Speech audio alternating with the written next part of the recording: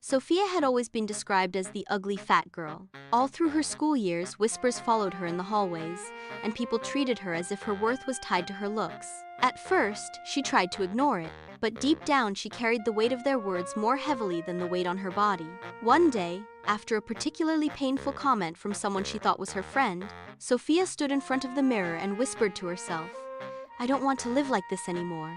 Not for them, but for me." From that moment, her journey began. She started small.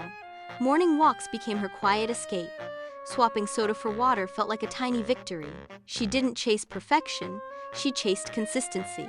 Every day she built a new habit: healthy eating, exercise, journaling, and reading about self-growth. But the biggest transformation wasn't only physical. Sophia worked on her mindset. She learned how to dress in a way that made her feel confident, practiced self-care, and surrounded herself with people who lifted her up instead of tearing her down. Slowly, the girl who once hid in oversized clothes began to shine. Months turned into years. Sophia lost weight, reshaped her body, and grew stronger. But what shocked everyone was how radiant she had become. Her skin glowed, her smile felt contagious, and her confidence was undeniable. People barely recognized her, but more importantly, Sophia finally recognized herself.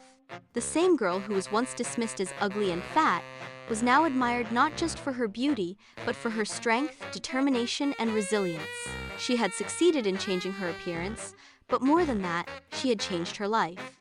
And whenever someone asked her how she did it, Sophia would smile and say, "I decided to stop being the victim of my story and become the author of it."